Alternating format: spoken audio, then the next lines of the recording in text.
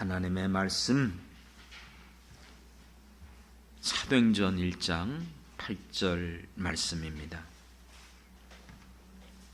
우리 함께 한 목소리로 합독해서 읽겠습니다. 사도행전 1장 8절 시작. 오직 성령이 너희에게 임하시면 너희가 권능을 받고 예루살렘과 온 유대와 사마리아와 땅끝까지 이르러 내 증인이 되리라 하시니라. 아멘. 아멘. 계속해서 하나님의 위대한 프로젝트, 하나님께서 왜 이 세상을 창조하셨을까? 왜 우리를 만드셨을까?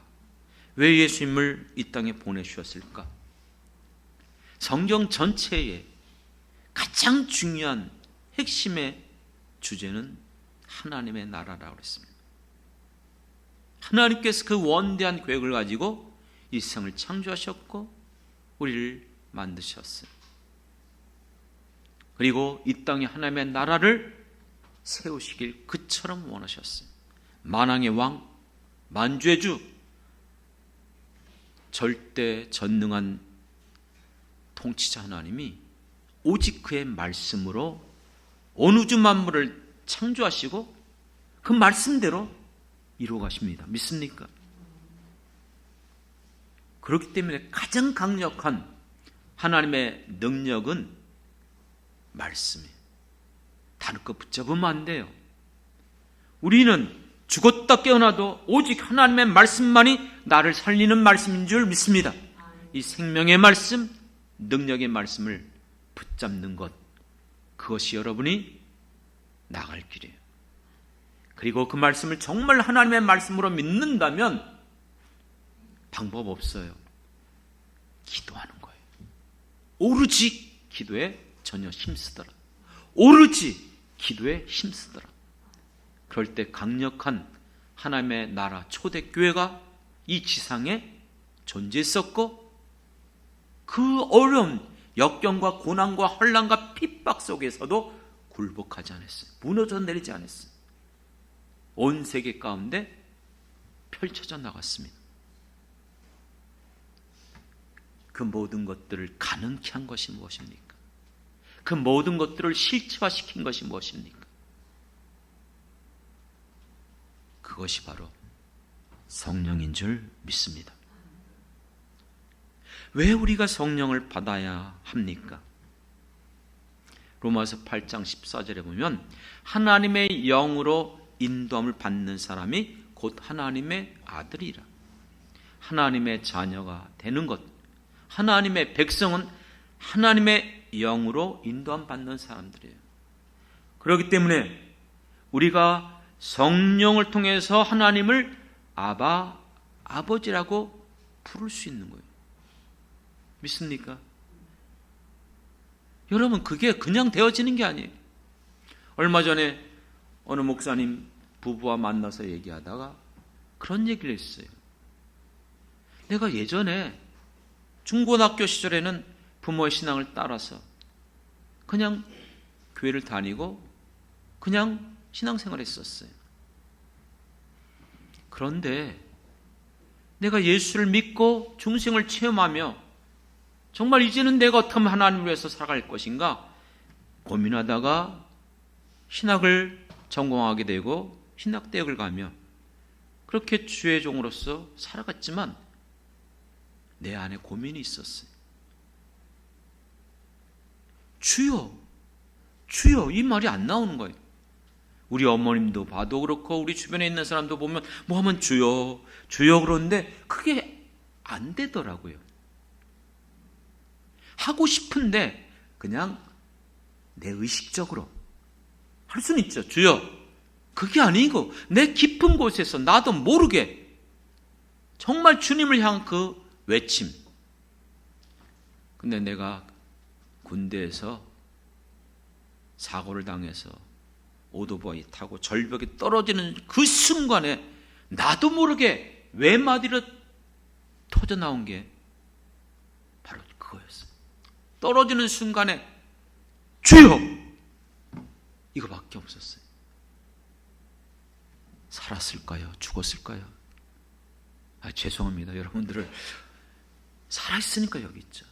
떨어지면서 그 전봇대 긴 그 쇠줄 거기에 딱 걸렸고 다리만 부러지고 살아나게 됩니다. 그리고 그 이후로는 이제 무슨 일만 있으면 그냥 주여, 주여. 어떻게 됐죠? 그게 어떻게 가능하죠? 전 믿습니다. 성령이 내 안에서 아바 아버지라고 부를 수 있게 하시는 것처럼 우리 예수 그리스도를 주라고 고백하는 줄 믿습니다. 그렇기 때문에 그 로마서 8장 16절에 보면 성령이 친히 우리의 영과 더불어 이렇게 말해요. 우리가 하나님의 자녀임을 증언하노라. 할렐루야. 무슨 말입니까? 여러분이 성령을 받지 못하면 여러분이 결코 아무리 오랫동안 교회를 다녔고 직분이 무엇이든지 상관없어요. 하나님의 자녀가 될 수 없어요. 행위로, 수고로, 노력으로 되는 것이 아니고 우리 안에 성령께서 나를 인쳐주시고 나를 보증하여 주실 때에 하나님의 자녀가 되는 줄 믿습니다. 믿습니까? 그러니까 여러분, 성령을 받아야만 하나님의 자녀가 되는 거예요. 성령이 나를 보증해 주셔야만 그것이 증거가 되는 거예요. 그렇다면은 성령을 받는 것은 선택사항이 아니에요. 필수사항이고, 아니, 절대사항이에요. 이거 받지 않으면, 성령이 우리에게 임하지 않으면 결코 우리는 하나님의 자녀가 될 수 없어요. 그렇다면 여러분, 이 성령을 어떻게 받으셨습니까? 어떤 대가를 치르셨습니까? 이것을 받기 위해서 수고하셨습니까? 우리가 성령을 받는 것은 그 어떤 것으로도 여러분 수고해서 받는 것이 아니에요. 대가를 치르고 그 값을 지불해서 얻는 게 아니라니까요. 성령을 받는 것은 예수를 믿는 우리들에게 거저 주시는 선물인 줄 믿습니다. 믿습니까? 우리의 구원도 그렇잖아요. 에베소서 2장 8절의 말씀으로 너희가 은혜로 말미암아 그 믿음으로 구원을 받았다. 믿습니까? 그렇기 때문에 이것은 너희에게 난 것이 아니고 하나님의 선물이라. 그리고 사도 베드로가 오순절 성령 강림 이후에 이 복음을 전하면서 우리가 어찌할꼬 하면서 회개하며 돌이키는 그들에게 뭐라고 말씀했습니까? 사도행전 2장 8절에 보면 베드로가 이르되 너희가 회개하여 각각 예수 그리스도의 이름으로 세례를 받고 제사함을 받으라. 그리고 이렇게 말했죠. 그리하면 성령을 선물로 받으리라. 할렐루야. 성령은 선물로 주시는 거예요. 근데 사람들이 착각해요. 그것을 내 힘으로 내 능으로 어떤 방법으로 얻으려고 발부둥쳐요. 그래서 얻을 수 없어요. 그렇게 해서 얻은 사람 한 명도 없어요. 그렇게 해서 얻었다고 주장하는 사람 조심하셔야 됩니다. 왜냐하면 사도행전 8장에 보면 빌립이 사마리아에 들어가서 복음을 전파했어요. 그리고 예수를 믿게 됐어요. 세례를 받았어요. 그 소식을 듣고 베드로가 그곳에 왔죠. 그런데 무엇을 받지 못했죠? 성령을 받지 못했어요. 그래서 그들을 향해서 안수하며 기도할 때 성령이 임하게 되어졌어요. 그리고 놀라운 그런 표적과 기적이 일어나게 되는 것이죠. 이 모습을 보았던 누구였죠?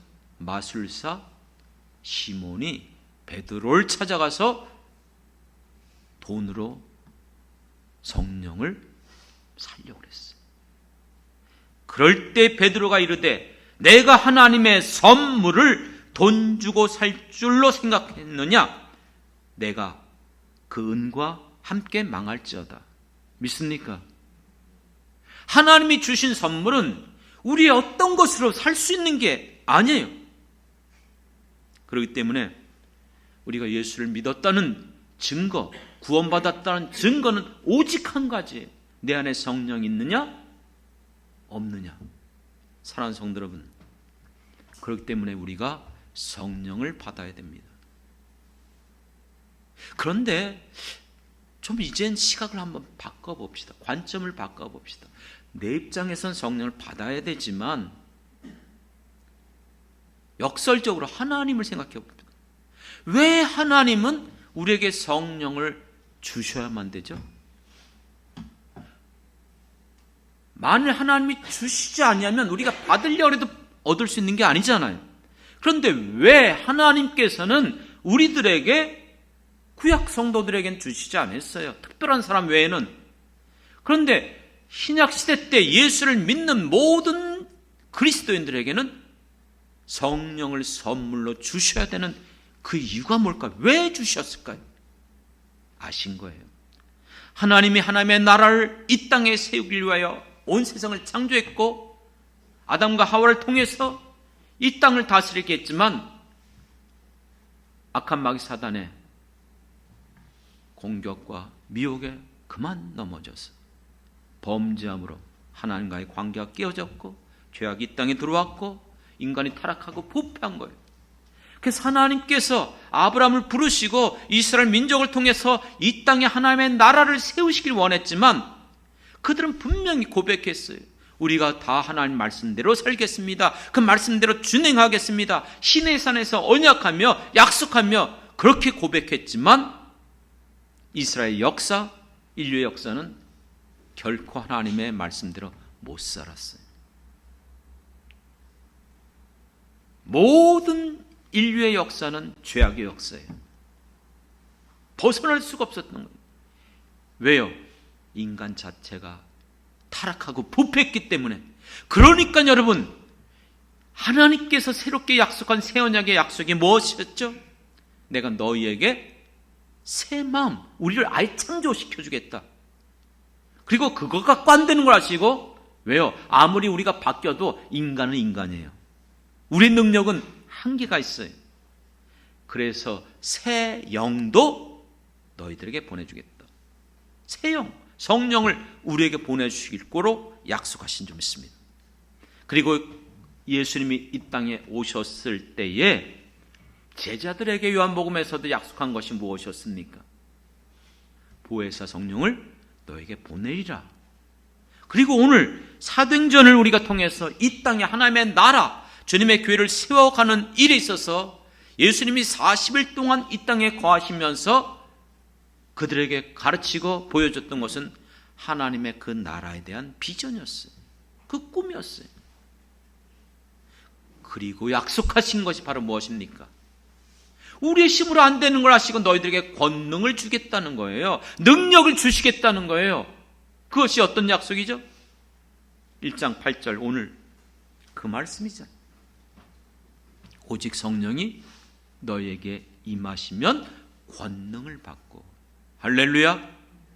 그래서 이 말씀을 붙잡고, 하나님의 능력은 그 말씀에 있다고 했잖아요. 예수님의 약속의 말씀을 붙잡고, 지난주의 말씀처럼 성도들이 뭐 했습니까? 무엇에 전혀 힘썼습니까? 오로지 기도에 힘썼더라. 오로지 기도에. 믿습니까? 그럴 때에 약속한 대로, 말씀하신 대로 성령이, 오순절 성령 강림의 사건이 일어나게 된 줄 믿습니다. 그리고 그 이로부터 모든 예수를 믿는 성도들, 교회 위에 강력한 성령의 임재하심과 역사함이 드러난 거예요. 그게 사도행전의 역사였어요. 그렇습니다. 그 어렵고 정말로 힘들고 곤고하고 환난과 핍박 속에서도 어떻게 이 정말 초대교회 성도들이 강력한 믿음의 역사, 그리고 이 소망을 가지고 복음을 끝까지 전할 수 있었습니까? 성령의 도우심이요, 성령의 권능이요, 성령의 인도하심인 줄 믿습니다. 이건 실제 사건이에요. 이 땅에서 어느 시대보다도 가장 어렵고 힘든 환난 속에 살아갔던 이 초대교회가 어느 시대보다도 가장 강력한 하나님의 역사, 하나님의 교회의 이 놀라운 능력이 우리에게 보여준 것이 바로 실제 사건입니다. 그렇다면 지금 우리는 어떻습니까? 우리도 우리 생애 가운데 어느 시대보다도 정말 어렵고 힘든 시대를 살아가고 있어요. 이제는 전방위적으로 반기독교 정서가 가득 차요. 웬만하면 뉴스를 보고 싶지 않아요. 언론들도 거의 대부분 기독교에 대해서 호의적인 거 전혀 없어요. 얼마나 기독교가 잘하고 있는데 그 하나도 얘기 안 해요. 무슨 조그만 사건, 뭐 조금만 있으면 그거 그냥 확대해갖고 오직 그것만. 그래서 모든 세상 사람들이 교회가 완전히 썩고 타락하고 부패했고, 정말로 여러분 어느 시대보다 교회가 살아남기가 어렵고, 실질적으로 이 코로나 사태 지내면서 공식적인 건 제가 잘 모르지만 들리는 얘기가 어쨌든 뭐 마녀 교회가 문을 닫았다고 하지 않았습니까? 그거 실제 줄어들었어요, 기독교인들이. 그리고 뭐 한 30%에서 뭐 40% 이상이 더 이상 이와 같이 나와서 예배드리는 거 귀찮아 여긴다는 거예요. 그냥 앉아서 쉽게 입맛대로 얼마나 많은 인터넷 통해서 예배 드리고 있지 않습니까? 그러면서 난 기독교인이고 난 예배 드렸다고 합니다. 그런 곳에서 그 유명한 목사님들의 설교를 듣고 그러니 나와서 여러분 조그만 교회, 자기 목사님 교회 설교를 들으니까 그게 여러분 은혜가 되겠습니까? 더욱더 정말로 어려운 시대를 맞이하고 있습니다. 이와 같은 상황 속에서 교회가 도태될 것인가, 살아남을 것인가, 잠식당할 것인가, 아니면 우리가 정복할 것인가, 거대한 골리앗과의 싸움 속에 지금 우리는 분명히 처해 있습니다. 이 싸움은 우리의 힘으로 능으로 이길 수 없어요. 그렇기 때문에 어느 시대보다도 강력한 성령의 역사가 필요한 줄 믿습니다. 그렇기 때문에 우리가 이제는 속지 말아야 돼요. 정말 진정한 하나님의 교회 부흥이 시설과 프로그램과, 그렇죠? 눈에 보여지는 그 같은 것을 통해서 주어지는 게 아닙니다. 진정한 부흥은 예수 그리스도를 믿는 자들, 그들 안에서 성령께서 강력하게 역사할 때에 우리 안에 회개케 하는 역사가 일어나며, 우리 안에서 주님을 향한 그 뜨거운 열정과 소망 가운데 아무리 세상이 이렇게 죄악이 관영한다 할지라도 믿음으로 복음을 붙잡고 나아가 외치며 주님을 위해서 헌신하며 살아갈 때에 하나님은 그와 같은 사람들을 통해서 어느 때보다도 강력한 성령의 역사를 일으켜 주실 줄 믿습니다. 그렇기 때문에 명목상 그리스도인들, 살았다고 하나 죽어있는 이와 같은 시대 속에서 강력한 하나님의 사람이 되기 위해서는 우리 안에 선물로 주신 성령이 충만해져야 돼요. 충만해져야 돼요. 아시잖아요. 에스겔 골짜기의 환상, 그 수많은 뼈로 가득 차 있는 그 뼈들이 누구라고 그랬어요? 이스라엘, 하나님 백성. 이 시대에 5만여 교회와 1천만 성도로 가는 수많은 사람들, 정말 그들이 살아 역사하고 정말 그들이 지금 생명력 있게 살아가고 있습니까? 어떻게 마른 뼈로 가득했던 그 뼈, 하나님 백성 이스라엘 민족이 살아날 수 있고 큰 군대가 될 수 있었습니까? 하나님의 말씀이 그들에게 대언할 때, 그 말씀들이 그 안에서 살아날 때에, 그리고 그들 안에 생명, 생기의 영, 성령을 부어 주실 때, 불어 넣을 때에 살아 일어나는데 하나님의 강력한 군대가 된 줄 믿습니다. 우리 안에 성령이 있습니까? 정말 내 안에서 그 성령이 나를 변화시키고 있습니까? 그러면 여러분 분명하게 그 증거가 나타나는 거예요. 약을 먹으면 약기운이 나를, 그렇죠? 주도하는 것처럼 내 안에 성령이 나를 주도하면 죄를 깨닫게 하는 거예요. 죄에 대해서 분하게 여기는 거예요. 여러분, 왜 사람들이 죄를 깨닫지 못할까요? 왜 회개하는 것이 그렇게 어렵죠? 다른 게 아니에요. 육신적으로는, 우리 본성적으로는 죄를 인식하기가 어려워요. 아니, 죄를 지어도 죄를 합리화시켜요. 죄에 대해서 시대적인 상황이 심각하게 여기지 않습니다. 그렇기 때문에 성령이 내 안에 역사할 때만 죄를 깨닫게 돼요. 죄를 인식하게 되어져요. 그리고 자기를 올바르게 바라보게 되는 거예요. 형제 눈에 있는 티를 보는 게 아니고 내 안에 들보가 있음을 깨닫게 되어지는 것이에요.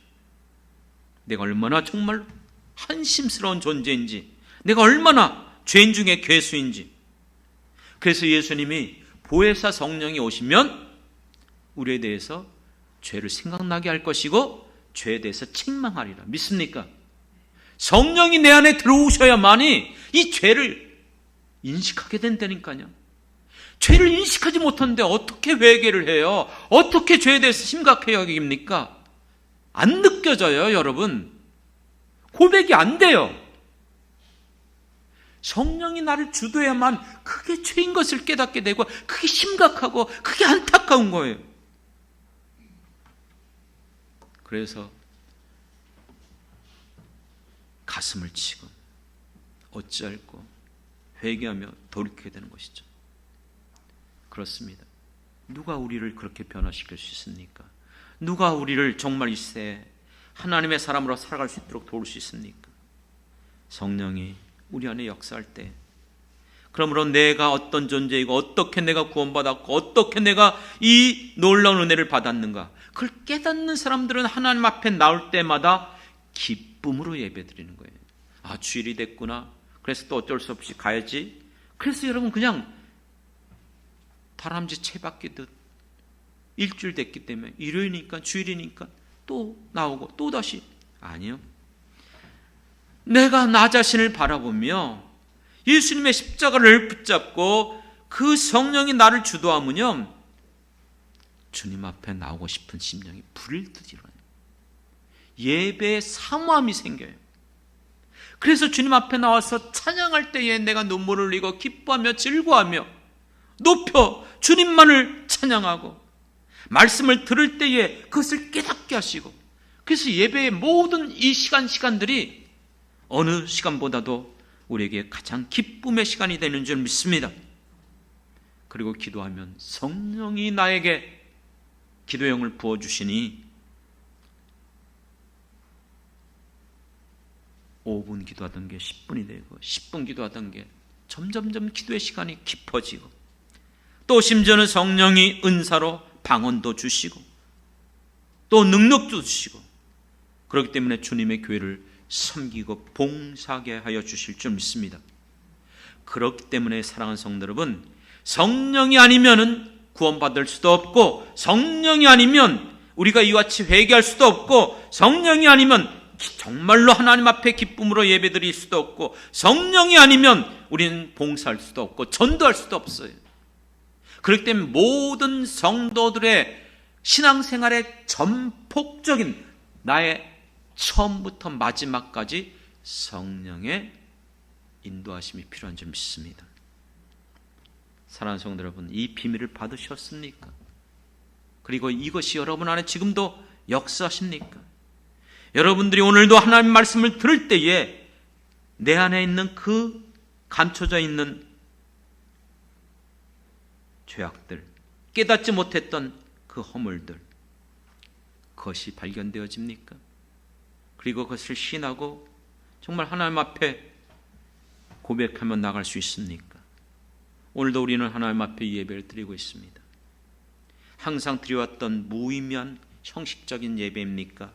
아니면 이 시간 정말로 어느 때보다 성령께서 강력하게 내 마음을 주도하시고 감동시켜 주시면서 주님을 바라보며 그 말씀을 들을 때에 사람의 말로 듣지 않고 하나님의 말씀으로 듣게끔 내 심령을 지금 흔들어 놓고 있습니까?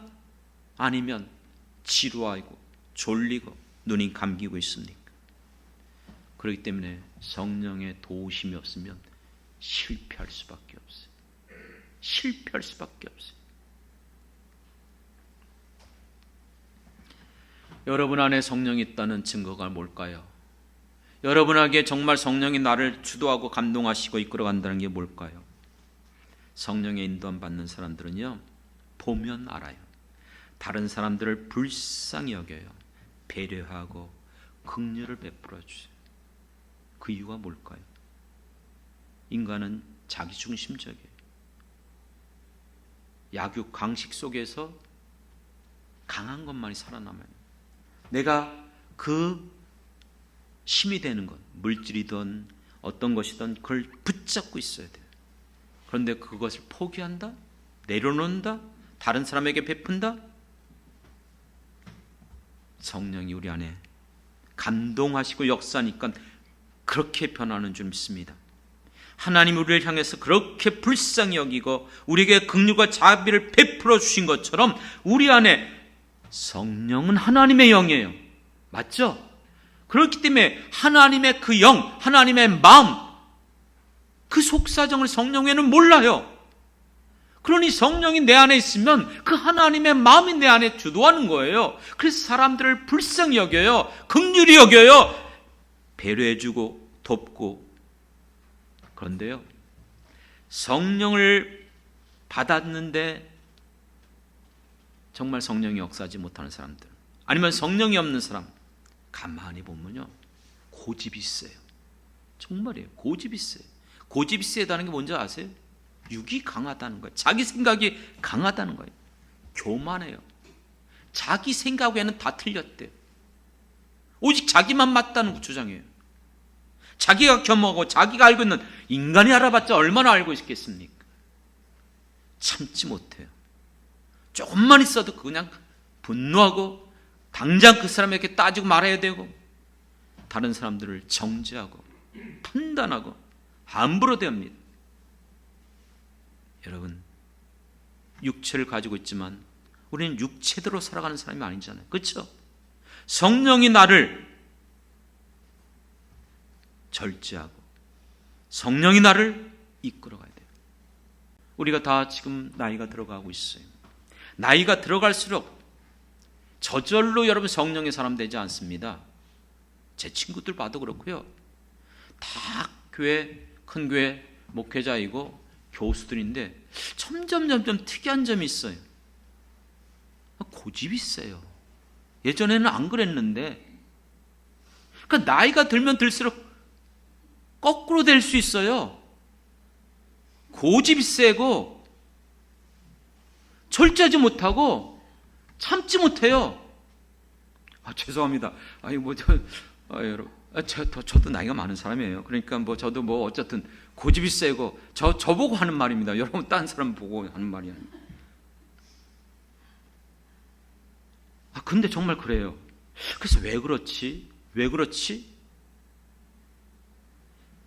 그렇기 때문에 여러분, 성령의 사람들은 자기를 제어하고 절제하며 오히려 다른 사람들을 격려하고 용납하고 세워가는 거예요. 그런 사람들을 보면 알 수 있어요. 그 주변에 사람들이 모여요. 만나고 싶어해요. 위로를 받아요. 그런데 고집이 세고 자기밖에 모르고 다른 사람을, 그러면 사람이 안 거예요. 만나고 싶지 않아요. 최근 들어서 올해 2월 달에 가장 강력한 핫 이슈가 뭐죠? 챗봇? 그건 세상이고, 우리 기독교 안에서 가장 강력한 전 세계적인 이슈가 되고 있는 그 사건이 에즈베리, 미국 에즈베리 대학교에서 일어난 강력한 성령의 임재 사건입니다. 2월 8일 채플 시간에 잭 미어 클립스 교수님이 설교를 했어요. 그 설교의 내용은 로마서 12장을 가지고 설교를 했어요. 사랑에 대한 설교였어요.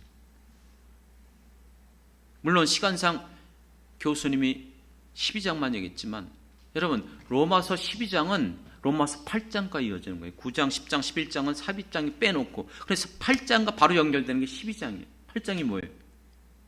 우리 안에 성령이 거한다면 우리는 육체대로 살지 않아요. 육체대로 살면 망해요. 죽어요. 믿습니까? 성령으로 말미암아 살아가야 돼요. 그럼 성령으로 살아가는 사람들의 모습이 뭐죠? 그 로마서 12장이에요.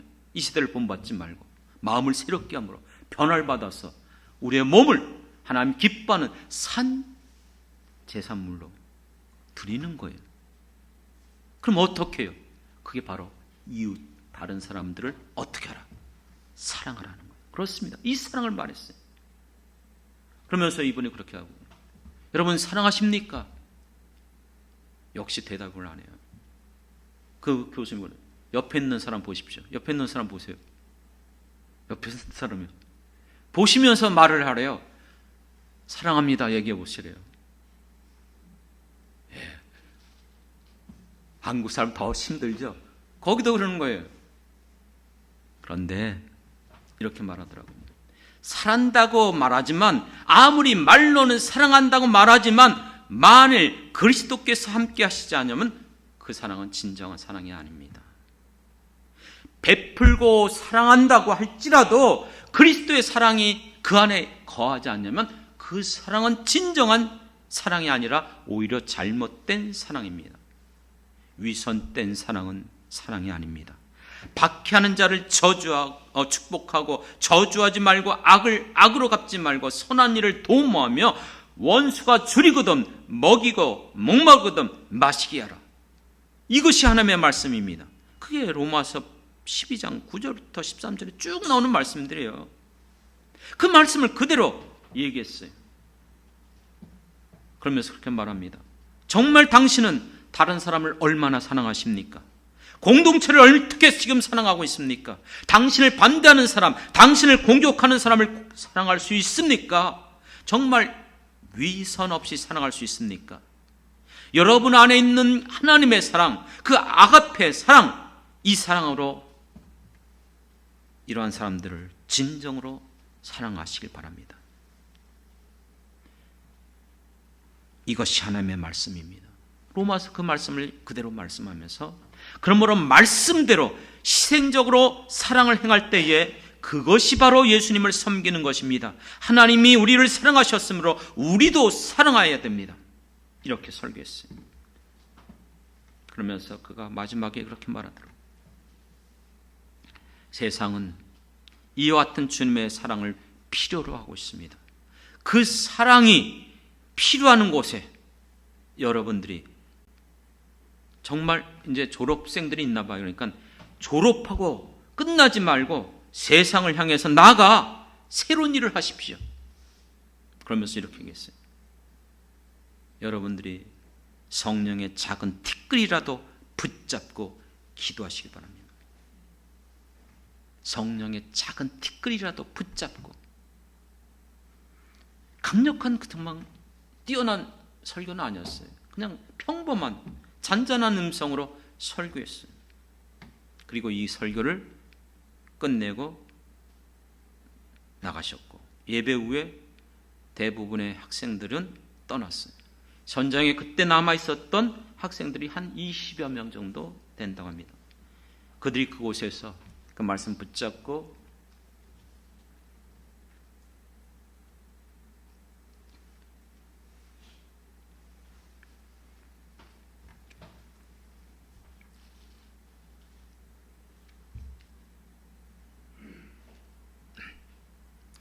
기도하기 시작했어요.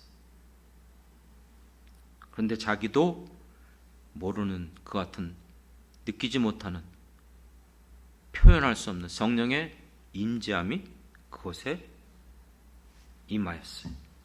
그들이 그것을 다시 느끼기 시작했어요. 그리고 이 사실을 여러 사람들에게 알리고 문자로 소식을 했어요. 이 소식을 들은 다른 학생들이 계속해서 모여들기 시작했어요. 공식적인 예배 시간도 아니었어요. 자발적으로 모였어요. 그래서 그들이 그곳에서 모여서 특별한 강사나 설교자도 없는 거 계속해서 찬양하고 간증하고 기도하면서 3주 이상을 20일 넘게 계속해서 예배드리고 찬양하고 기도해 갔어요. 성령의 임재하심을 그들은 다 공감하고 느끼고 참여한 사람들이 그것을 고백하게 되어졌어요. 이 부흥이 시작된 이래 정말 1000여 명이 넘는 수천 명이 되는 그 많은 사람들이 채플의 그 예배실에 모여들게 됐고, 이 소식이 이제 알려지고 언론 매체를 통해서 소개되어지고, 그래서 미국의 전역에서 비행기를 타고 심지어 다른 나라에서조차도 이곳에 참여하게 되어지면서 정말 세계적인 우리 기독교계의 지금 이슈로 떠오르고 있어요. 물론 이곳에는 어떤 강력한 바다가 갈라지고 하늘이 열리는 같은 기적의 역사가 일어나는 건 아니에요. 그냥 계속되는 찬양의 시간, 기도의 시간, 하지만 마치 조용한 성령의 내재하심, 세미한 그 음성 가운데 참여한 모든 사람들의 마음을 움직였어요. 이런 소식을 듣고 유명한 목사님들, 강사들, 정말 뛰어난 찬양 인도자들이 돕겠다고 이렇게 연락이 왔어요. 사양했어요. 지극히 평범한 사람들, 그렇게 특별한 사람들은 아니지만 하나님은 유명한 사람들을 통해서 사역하신 게 아니었어요. 이름도 알 수 없고, 그렇죠? 평범했지만 그들이 반응했을 때에, 그 말씀을 붙잡고 기도하며 찬양하며 나갔을 때에 성령이 그 안에서 역사해 주신 줄 믿습니다. 이것이 지금 에즈베리에 일어나는 붕의 역사예요. 그런데 겉으로 드러난 이것만 많은 사람들이 알고 있어요. 이면에 감추어져 있는 것이 있었어요. 이 사건을 잘 몰라요. 물론 지금도 이것이 소개하는 분들이 있긴 있지만, 이 놀라운 붕의 역사 이면에, 성령의 임재하심의 이면에 이미 하나님은 준비하고 계셨어요. 아시아권의 홍 교수라는 분이 있어요. 이분이 트리니티가 나왔고 플러신학교 출신이면서 말레이시아에서 교수직을 하고 있었어요. 그러던 어느 날 하나님께서, 교수였어요. 자기는 그런 사람이 아니라는 거예요. 그런 것 정말 경험도 없었고 그런 걸 받아들이기가 어려웠다는 것이죠. 하나님께서 자기에게 말씀하시다는 거예요. 에즈베리의 부흥을 위해서 기도하라는 거예요. 처음엔 그것을 받기가 어렵지만 강력한 하나님의 음성 가운데 받아들였고, 그는 그 교수직을 내려놓고 에즈베리로 왔어요. 그리고 그는 주님이 주신 말씀 붙잡고 계속해서 기도해보고 있었어요. 공식적으로 그것이 되어진 건 2020년이라더라고요. 2020년부터 학생들에게 복음을 전하면서 회개하라는 것이죠. 부흥을 꿈꾸라는 거예요. 그 같은 이 홍 교수의 그 모습을 보고 함께하는 사람들이 여러 명 같이 모여서 계속해서 기도회를 해왔다는 거예요. 겉으로 보여진 현재 에즈베리의 부흥이 그냥 된 것이 아니고, 보이지 않지만 누군가 그 이면에 하나님의 부르심에 묵묵히 순종하고 오랜 시간 그 부흥을 꿈꾸면서 기도했던 하나님의 사람들이 있었다는 거예요. 믿습니까? 지금 우리 한국교회, 오늘 우리의 이 현실은 너무나 어려운 상황에 있어요. 어떻게 이 시대 가운데 다시 한번 진정한 한국교회 부흥이 일어날 수 있을까요? 강력한 하나님의 역사가 어떻게 일어날 수 있을까요? 하나님의 위대한 계획은 하나님의 나라를 이 땅에 세우시는 거예요. 믿습니까? 어떻게 해요? 믿는 성도들 통해서, 주님의 교회를 통해서. 그것 때문에 우리를 구원해 주셨어요. 하나님의 자녀가 되게 하셨어요. 그리고 우리를 불러주셨어요. 그리고 이 일을 우리에게 맡겨주셨어요. 교회를 세운 목적이 무엇입니까? 하나님의 나라를 드러내는 거잖아요. 복음을 전하는 거잖아요. 죽어가는 영혼들을 구원해내는 것이잖아요. 우리의 힘으로 능으로 어렵죠. 그걸 꿈꾸면서 지금까지 저도 오고 있지만 결코 쉽지 않아요.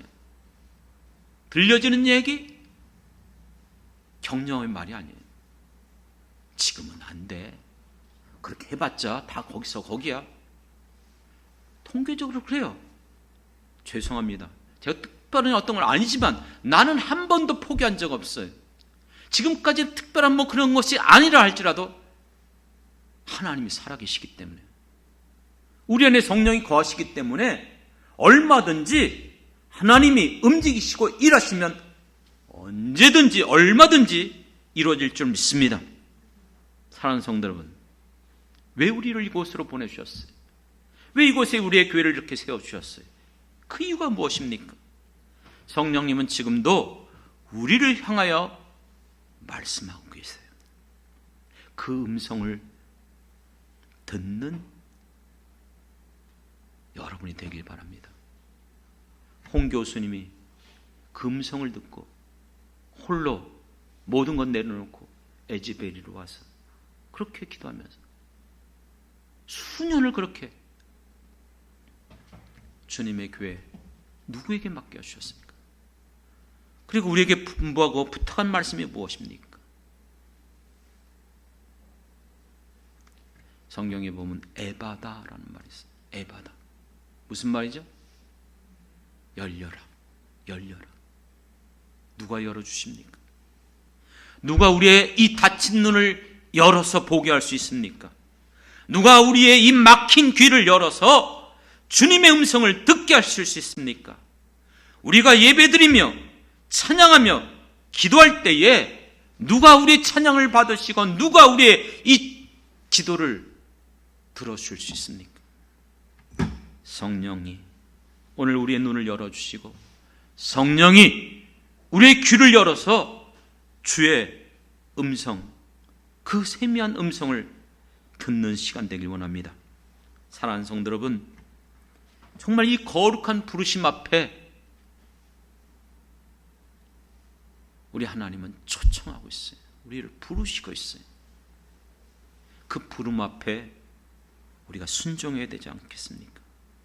내가 묵묵히 내가 서 있어야 될 그 자리, 내게 맡겨주신 주님의 교회, 정말 내게 주신 이 사명 끝까지 붙잡고 순종하며 헌신하며 나갈 때에 저는 믿습니다.